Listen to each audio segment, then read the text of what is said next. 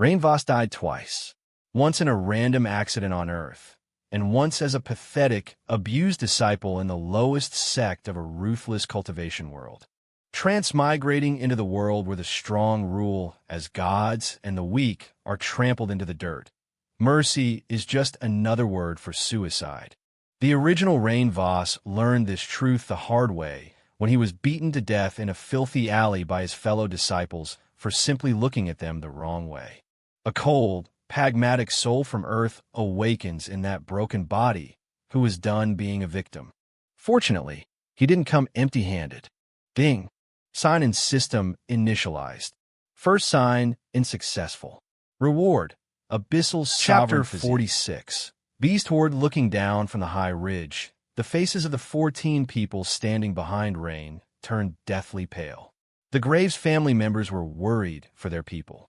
On the other side, Marin and others were scared for their elders. Weapons were drawn. On the ridge above, Marin drew her sword. We have to help them. Rhain. Every person on the ridge was prepared to jump in below.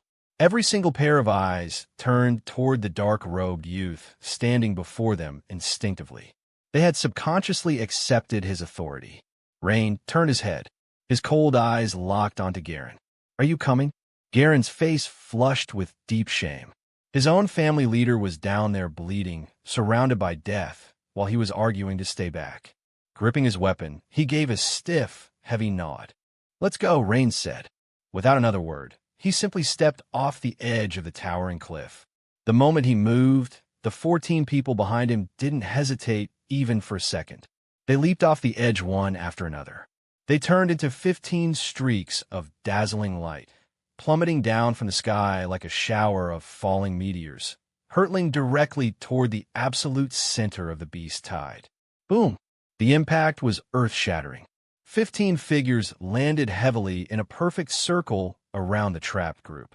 The sheer concussive force of Rhain and others landing shattered the rocky ground, crushing dozens of ferocious monsters into meat paste on impact.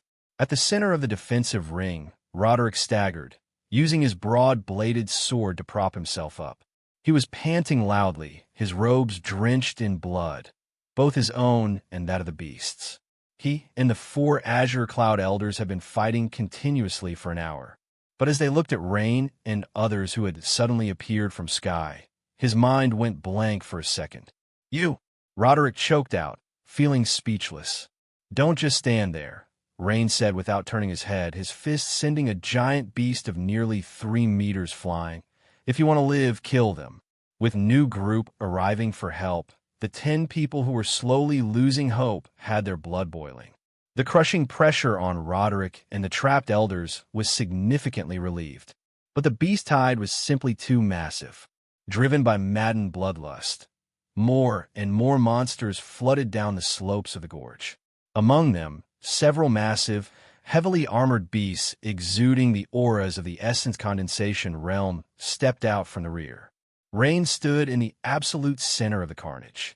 His dark gray eyes swept over the endless sea of roaring, maddened monsters. There was no fear, only endless coldness. Every single second he stayed here was wasted. Scram. The single word fell from Rhain's lips, bone-chillingly cold. Boom. The Abyssal sovereign physique was fully unleashed. A terrifying, pitch-black suppression aura exploded from his body like a shockwave of death. The gravity in the entire gorge seemed to multiply exponentially in a single breath. The ferocious beasts, previously maddened with bloodlust, suddenly went stiff. The blood-red light in their feral eyes shattered instantly, replaced by a primal dread. Their instincts screamed at them that the entity standing before them was not human. It was an apex predator. Rhain didn't stand still. Swoosh! He vanished. Rhain appeared directly in front of a massive, iron-scaled panther. The Level 2 essence condensation beast roared, raising a razor-sharp claw. Crack! Before the claw could properly raise, the panther's armored skull bent like hollow wood with Rhain's single punch. Rhain flickered again. 2 more essence condensation beasts, a pair of twin-tailed serpents, hissed in rage. They lunged at Rhain from the left and right, their fangs dripping with toxic venom. Boom! Boom! Next second, the two massive serpents exploded from the inside out. No beast could stop Rhain's steps longer than a second. He moved through the tide of monsters as easily as a fish swimming in the lake. Every time he paused, a beast died. Marin, Bria, Hale, and the newly rescued elders fought alongside him, pushing back the edges of the horde. But their contributions were completely overshadowed. They watched in utter horror and awe as Rhain single-handedly tore the core of the beast tide to shreds. The continuous, merciless slaughter broke the horde. The beast's maddened state shattered under the sheer pressure of Rhain's abyssal sovereign aura. Kriat, a massive shadow wolf, tucked its tail between its legs, abandoning its bloodlust, and frantically scrambled backward. That single act broke the dam. Hundreds of monsters turned around, violently trampling over one another in a desperate, hysterical stampede to escape the gorge. Within 5 minutes, the deafening roar of the beast tide was completely silenced. Rhain stood alone in the center of the devastated gorge. Despite the absolute butchery, his dark robes remained spotless, untouched by a single drop of blood. Behind him, all stood stupefied. Garen, who had previously dared to question Rhain's leadership, felt his legs turn to jelly. He mechanically swallowed his saliva. Roderick stared at the dark-robed youth's back, his hands fiercely trembling around the hilt of his broadsword. Was this the boy he had confidently threatened at the sect gates? Rhain looked back. His dark gray irises swept over the battered, blood-soaked group standing behind him. Is everyone alive? His voice was devoid of any actual concern. Hearing his voice, everyone jolted as if suddenly waking from a nightmare. They hurriedly nodded their heads, tripping over their own words as they quickly spoke up. "We are alive. I am fine. We are all good, Rhain." Roderick took a heavy, exhausted breath and sheathed his broad-bladed sword. He stopped directly in front of Rhain and bowed deeply. "Thank you," Roderick spoke, his tone filled with deep gratitude. "Thank you all to risk your lives and plunge into a beast horde just to save us. Our Graves family owes you an immense debt." Rhain ignored him. He had no mood to pay attention to sentimental speeches. The leading level 8 essence condensation elder of the Graves family stepped forward, his brow furrowed in deep confusion. "Roderick," the level 8 elder asked, scanning the hundreds of beast corpses littering the gorge, "why were you all attacked by such a massive beast horde?" Roderick shook his head, his face showing a bitter expression. "I don't know it either, Noran." Roderick sighed heavily. "We were merely passing through the gorge, and suddenly they all went completely mad." Before anyone could say another word, Rhain abruptly disappeared from his spot. Where the hell did he go? Everyone was left stunned. He found something. Roderick's eyes sharpened. Without saying another word, he also dashed to follow Rhain. Noran and the Azure Cloud sect elders, who also possessed the cultivations of Realm Essence Condensation 7 and 8, quickly reacted. They all hurriedly rushed one after another. A few hundred meters away from the blood-soaked gorge, a middle-aged man with a thick horseshoe mustache stood. He held a bone-white flute to his lips, his fingers dancing rapidly across the holes. A strange melody rippled outward, carrying a bizarre essence designed to manipulate the primal instincts of nearby beasts. But suddenly, the silent tune abruptly stopped. The man lowered the bone-white flute, his eyes widening in shock. "Damn it, they found me." His face turned incredibly ugly. Chapter 47. Shocking change. The man mustache turned abruptly to flee. But before he could even take a single step, an aura vast like a mountain pressed against him. Swoosh! A dark figure blurred into his field of vision. Rhain stopped perfectly still, less than 10 paces away, looking at the man, his emotionless eyes. He wore the gray robes of the Iron Peak sect. To possess the ability to control a massive beast tide, combined with his level 7 essence condensation cultivation, he was definitely a high-ranking elder. One by one, Roderick, Noran, and the Azure Cloud elders also appeared right behind Rhain. Roderick's eyes instantly locked onto the bone-white flute in the man's hand. his face twisted with malicious fury. "So it was you," Roderick roared. "You nearly dragged all of us to our deaths." He raised his heavy, blood-stained broadsword to chop the Iron Peak Elder into pieces. But a hand suddenly raised in the air. Roderick immediately skidded to a halt, forcibly swallowing his rage and stepping back without a single word of protest. Rhain slowly lowered his hand. He walked step by step toward the Iron Peak Elder. "Have you seen a girl with white hair?" The level 7 beast tamer trembled. "And no, I haven't seen any white-haired girl," he stammered as he frightenedly backed away. "Please, don't kill me. I have treasures. I have 3 9-leaf spirit ginseng. I will give all of them to you. Just spare my life." The moment those words came, Roderick, Rhain, and the Azure Cloud Elders were perplexed. Their eyes showed an uncontrollable greed and surprise. 9-leaf spirit ginseng, a medicinal herb capable of helping a cultivator develop spirit power, a power exclusively restricted to the spirit manifestation realm. Even a lowly essence awakening cultivator could forge their spiritual senses with it. But its true value lay with peak essence condensation experts. If they consumed it, their probability of breaking through to the spirit manifestation realm became exactly 100%. Although officially ranked as a rare grade treasure, its sky-rivaling effect made it absolutely as precious as an epic grade artifact. Rhain's expression didn't even ripple. He completely ignored the man's desperate pleading. "How many people from the Azure Cloud sect have you killed?" Rhain asked. A flicker of panic and hesitation flashed across the Iron Peak Elder's eyes. That single fraction of a second was enough. Before the Elder could even draw a breath to speak, a fist wrapped in compressed dark essence shot forward with lightning speed. Crack! The Iron Peak Elder's chest caved in, the sternum and ribs crumbling within. He was dead before his brain could even register the pain. After killing the man, Rhain casually bent down and stripped the spatial storage ring from the corpse's finger.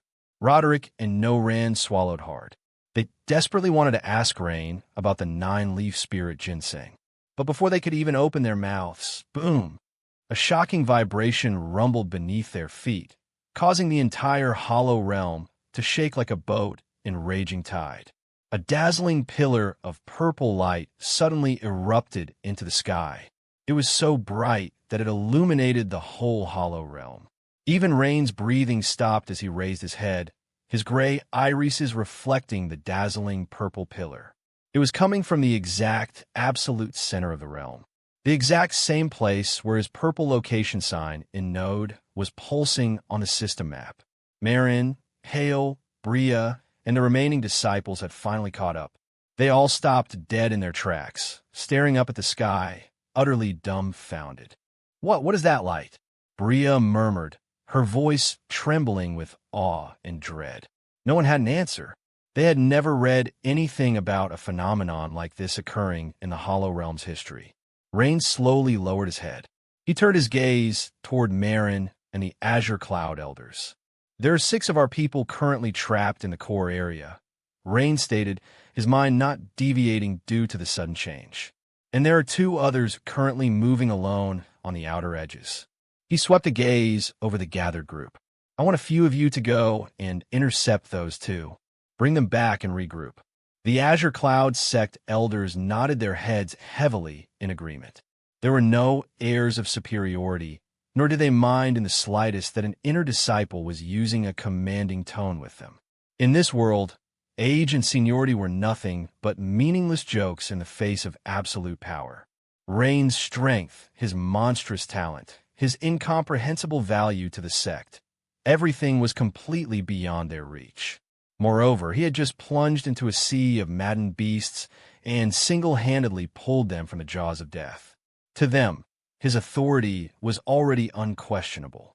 "We will bring them back safely," one of the level 7 Azure Cloud Elders assured, his tone carrying a deep, undeniable respect. Rhain gave a slight nod. Rhain turned his back to them, facing the blinding purple pillar shooting into the heavens. "I will be going to the core area." His eyes turned bone-chillingly cold. I want to find Ceres within the next 24 hours. If I do not find her by then, a blood-curdling killing intent erupted from him. I will slaughter every single person from the Iron Peak sect and the Barlow family. Inside this hollow realm and outside of it, Roderick, Rhain, and the other elders felt a bone-piercing chill run straight down their spines. If any other Essence-awakening youth had dared to declare that they would slaughter two of the most powerful factions in the entirety of Grey Mist Town, they would have laughed out loud. They would have treated it as the ignorant, ridiculous boasting of a madman. But coming from Rhain's mouth, Roderick took a heavy step forward. "I will go with you," Roderick said, his voice solemn. His hawkish eyes locked onto the dazzling purple pillar piercing the gray sky. That light, it is unforeseen in the Hollow Realm. In all our records of the Hollow Realm, nothing like this has ever occurred. Whatever is happening in the core area, it is absolutely dangerous. Roderick gripped the hilt of blood-stained broadsword tightly. Furthermore, we have not encountered fourth Elder Tauren yet, Roderick analyzed, his expression turning incredibly grim. It is extremely likely that he is among the group of 6 currently trapped in the absolute center. His eyes narrowed slightly. I have a hunch that they might be in some kind of danger. If not, Tauren would have approached us already. Rhain and the other high-ranking Graves family members immediately stepped forward in unison. "We will come as well," Rhain stated with absolute resolve. "You cannot walk into the core alone," another level 7 elder added urgently. "That phenomenon will undoubtedly attract every single surviving member of the Iron Peak sect and the Barlow family. It will be an absolute bloodbath." Rhain didn't say anything. His expression remained completely devoid of any fluctuation. He didn't care about their numbers. To him, an army of ants or a single ant made absolutely no difference when they were all meant to be crushed. Swoosh! Rhain's figure vanished, only leaving a few words behind. "Only those who can keep up with me follow." Roderick and Rhain didn't hesitate for a single heartbeat. "Moo!" Roderick roared.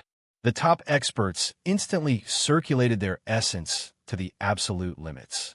A group of exactly 10 people, ranging from the 5th to the 9th level of the essence condensation realm, shot forward in unison, leaving Bria, Hale, Victor, and few low-ranking elders behind to coordinate with the weaker members. The 10 absolute elites turned into dazzling streaks of light, going straight to the deadliest zone of the Hollow Realm. Chapter 48. False Hollow Realm. At the core of the Hollow Realm, the barren wasteland was eerily silent. Roughly 30 people, combined forces of the Iron Peak sect and the Barlow family, were gathered in the desolate, blackened expanse. Ceres stood among them, staring ahead with a blank expression, for azure cloud elders beside her. Their cultivation ranged from the 6th to the 8th level of the essence condensation realm, yet they were battered, bloodied, and forced to be chained. Just a few paces ahead, Tauren was free, but he was as helpless as those in the chains. Despair crashed over her. If these pillars of the sect could not save themselves, who else could save her now? Perhaps she will never get to see Rhain again. These kinds of thoughts uncontrollably popped up in Ceres' state of mind, but a glint of determination quickly flashed through her pale purple eyes. She will definitely find a way to escape.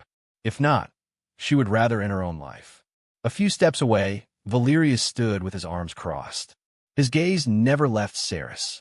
Her flawless, ice-tinged beauty and defiant glare only fueled his obsession.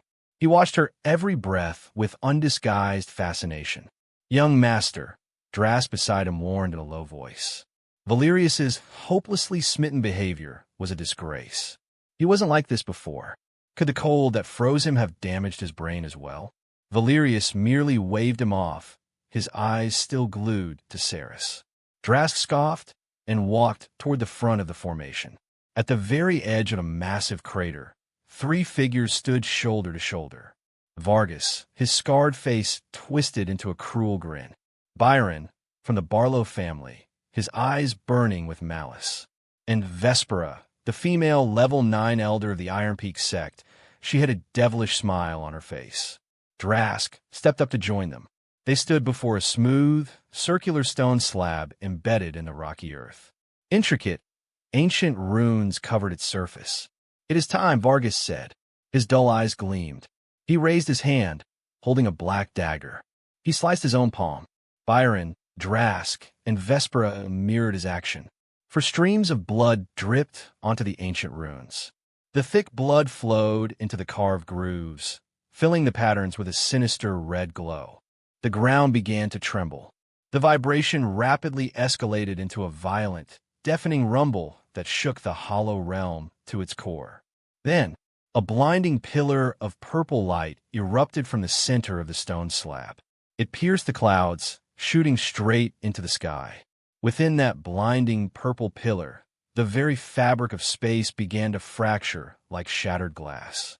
Wrapped in that light, a colossal shadow slowly descended from the void, ripping its way into reality. When the light finally stabilized, the 30 gathered experts, along with Torin and the Azure Cloud captives, stared forward with dumbstruck expression. Sitting perfectly within the massive crater was a colossal, ancient golden palace.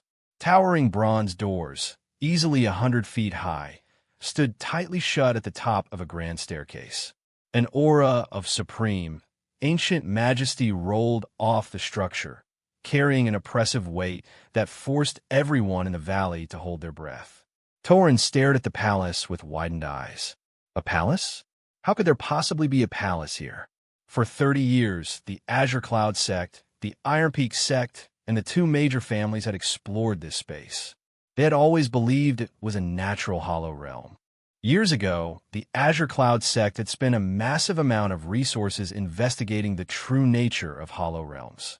Through an extremely fortunate encounter, they had managed to ask a supreme core formation realm expert about the origins of these independent spaces. Natural hollow realms were born from volatile spatial disturbances. They were self-sustaining, naturally formed ecosystems. The dangers inside were entirely natural. Ferocious beasts, toxic miasma, and traps formed independently by creatures in the hollow realm. The rewards were similarly organic, limited to rare, natural treasures and pure essence. But if it's a false hollow realm, it's entirely different. They were artificially forged. They were independent pocket dimensions, meticulously created by the hands of a cultivator. Because they were man-made, false hollow realms did not just contain natural treasures. They housed man-made rewards, peerless martial techniques, weapons that could shake the world, and priceless artifacts. But there were also human-made hazards, lethal arrays and inescapable traps designed to slaughter intruders without a single shred of mercy. Torin clearly remembered asking that core formation expert just how powerful a man must be to create a false hollow realm. The answer he received was simply 2 words: unimaginably powerful. Torin still remembers the look of profound reverence that had flashed across the core formation expert's face, an existence that could have annihilated the entirety of Greymis Town with a single wave of his hand. And it was created by such an unimaginably powerful expert. This ancient black hollow realm was actually a false hollow realm. Seeing Torin's bewildered face, Drask let out a mocking laugh. "Surprised, Torin?" Drask sneered, his face showing a gloating look. Torin fiercely glared at Drask. 5 years ago, one of our elders stumbled upon that stone slab by accident, Drask explained, gesturing toward the towering bronze doors. We realized the truth. This place isn't a natural formation. It is a false hollow realm. The captive Azure Cloud elders gasped, their minds buzzing with sheer terror and disbelief. A false hollow realm. Drask threw his head back and laughed loudly. But an ancient powerhouse's palace is not a place you can just casually stroll into. It is undoubtedly filled with unimaginable traps that could possibly kill all of us. Drask's cruel gaze slowly swept over the chained Azure Cloud elders, before finally resting heavily on Torin. That is exactly why we went through the immense trouble of capturing you and your elders alive, instead of slaughtering you on the spot. Vargas stepped up beside Drask, his scarred face twisting into a sadistic grin. "We knew we couldn't just walk in," he said. "We needed a few people strong enough to survive the initial triggers and clear the path, but disposable enough that their deaths wouldn't matter to us." He casually patted Torin's shoulder. "That what you will do for us? You will lead the way for us." Rumble. Before Vargas could utter another threat, a vibration ripped through the crater. The colossal bronze doors, standing 100 feet tall, suddenly opened, and a wave of essence surged out from depths of the Golden Palace. The exhausted azure cloud elders suddenly felt their dry meridians greedily absorbing the energy. Their fatigue melted away in an instant. "It's purer than anything in Graymus Town. Just breathing the air here is equivalent to swallowing uncommon grade pills." Vargas's dead eyes burned with a fanatical light. The legends were absolutely true. Vargas withdrew his gaze from the gate and turned to Torin. "Move!" He pushed Torin sharply in the back. Torin staggered, forcibly catching himself before his knees hit the stone.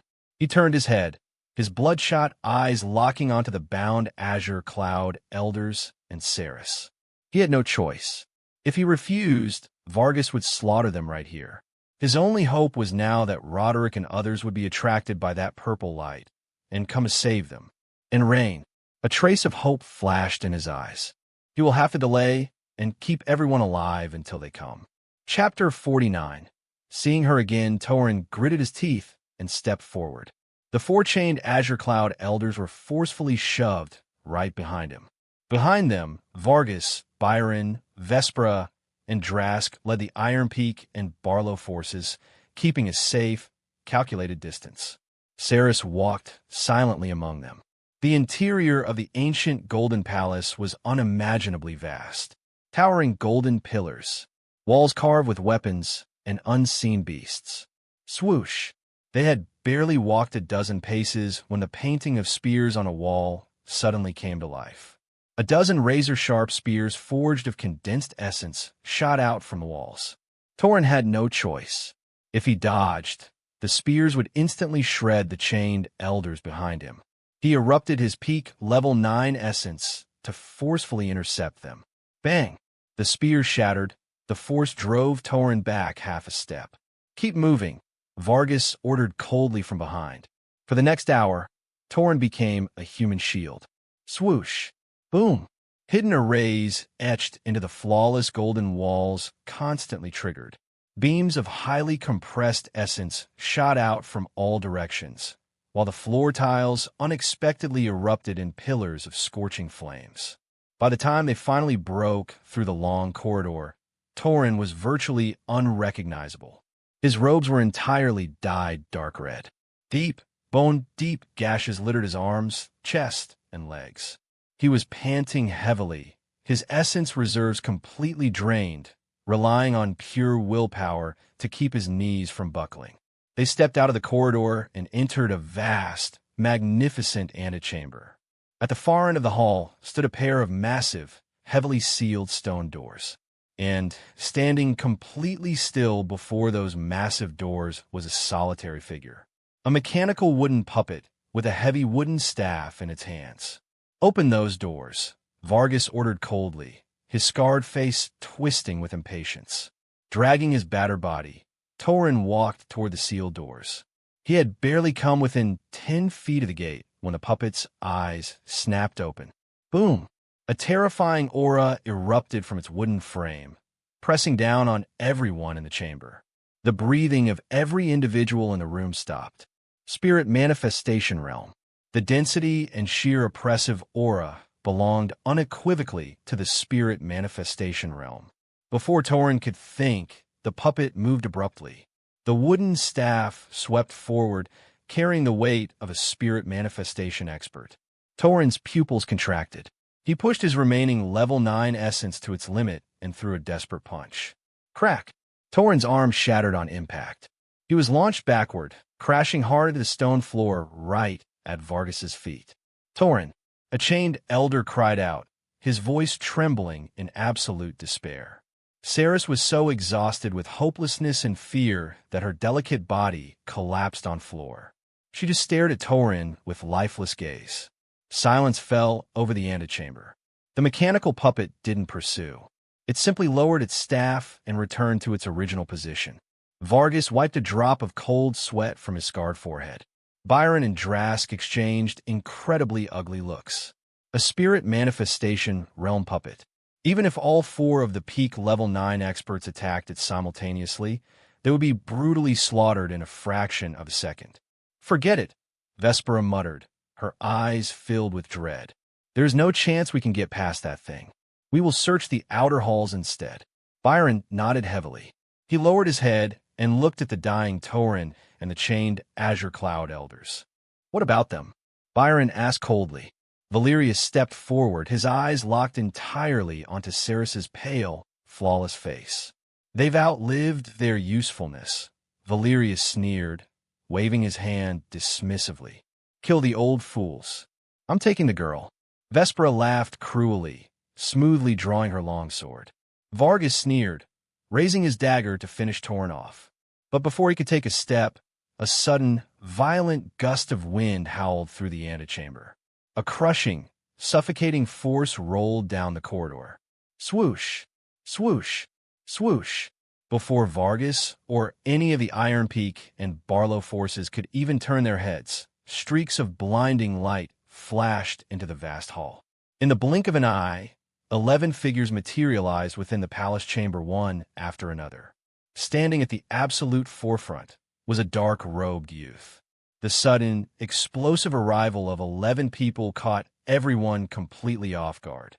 Vargas, Byron, Vespera, and Drask stopped their actions and turned to look at the newcomers. On the cold stone floor, Ceres weakly raised her head.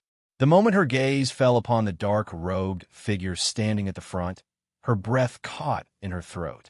The deep, all-consuming despair that had entirely clouded her eyes shattered in an instant, replaced by a dazzling, overwhelming brightness. Rhain, her weak, trembling voice echoed softly in the tense silence of the hall. Since the second he materialized in the chamber, Rhain's eyes had been glued to her figure. A look of relief and pure happiness flashed through his gaze. He had finally found her. But as he saw her slumped on the floor in such a disheveled state, a sharp, agonizing pain pierced Rhain's heart.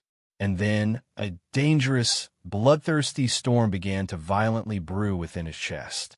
A bloodthirsty storm brewed within him, screaming at him to kill everyone behind this state of hers.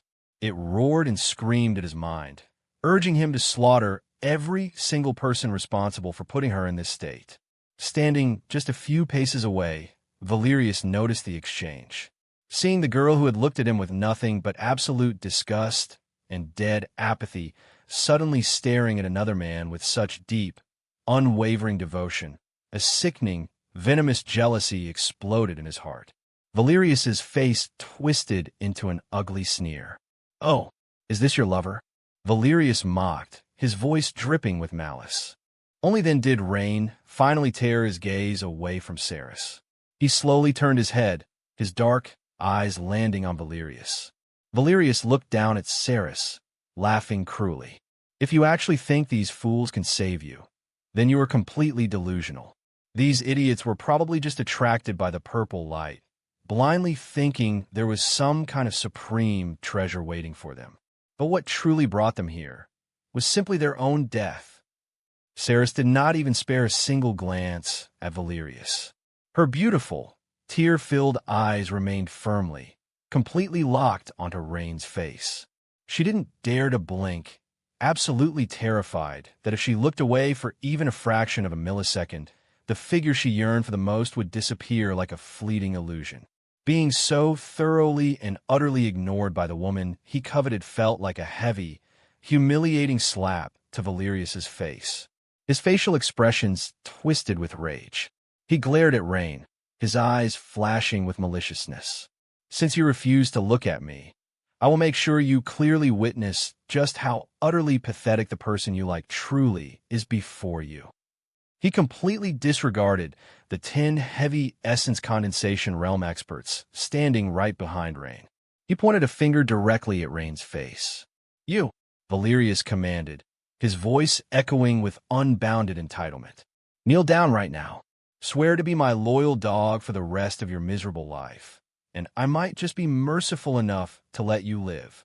The moment those words dropped, swoosh, Rhain simply vanished.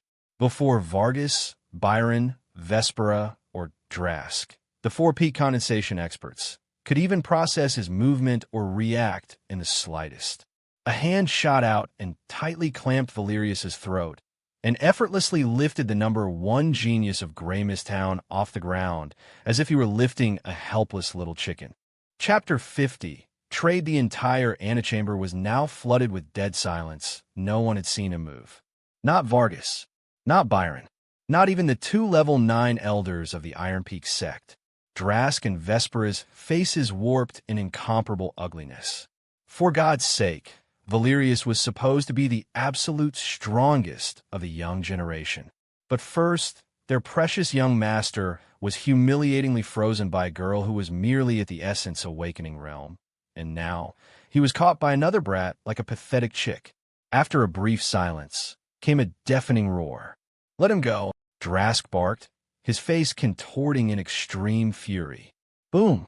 The 4 peak essence condensation experts, Vargas, Byron, Vespera, and Drask, simultaneously detonated their auras.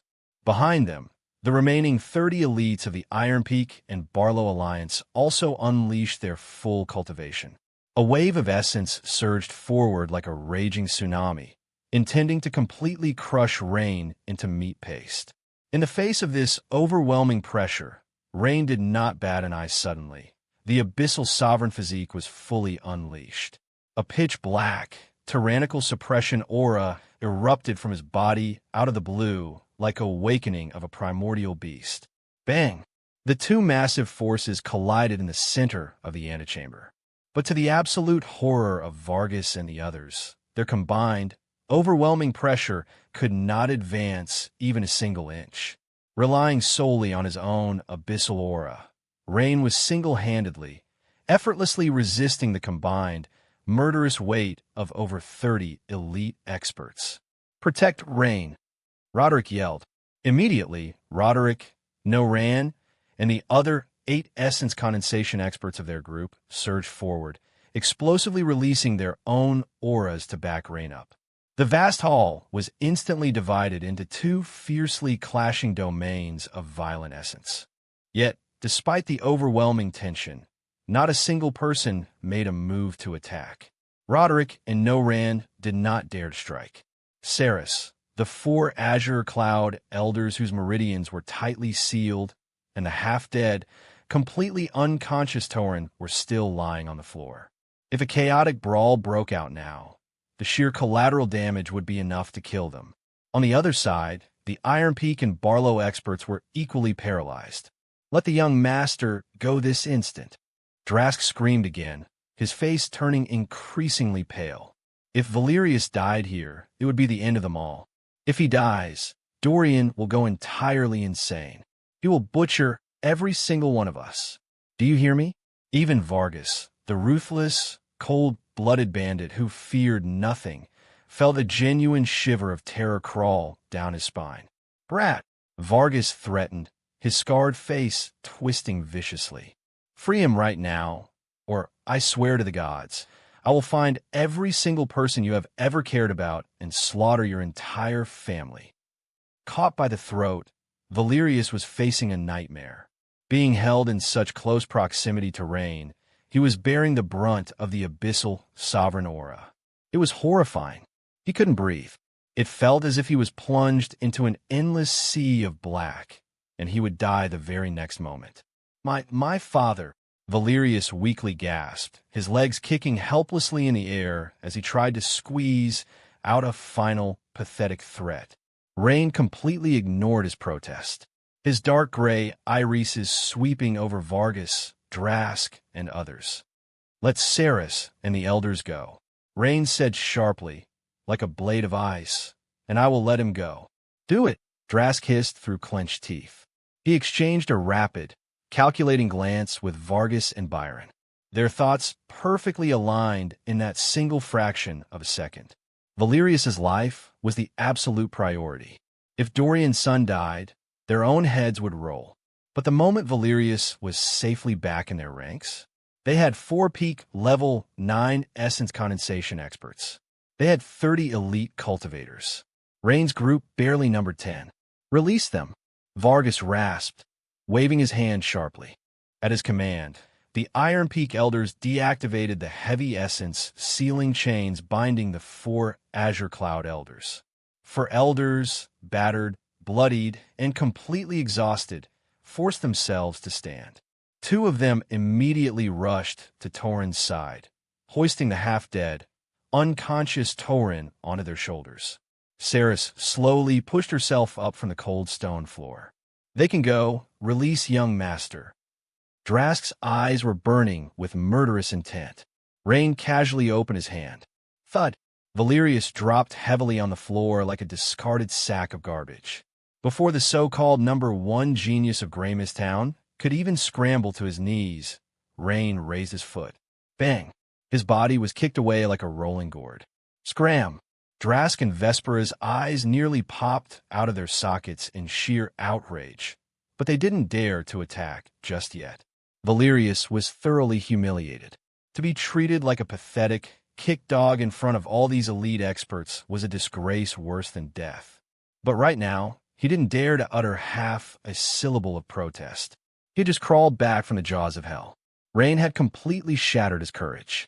He gritted his teeth, awkwardly scrambled to his feet, and desperately limped back toward the Iron Peak and Barlow forces, not even daring to look back.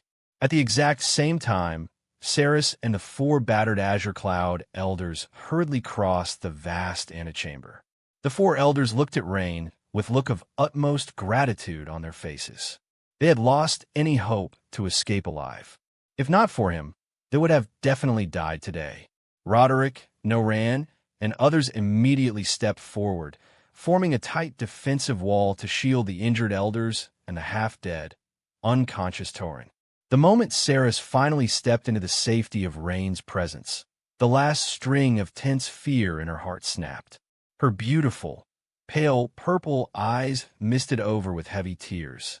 Without caring about the countless gazes locked onto them, she threw her soft body fiercely into Rhain's embrace.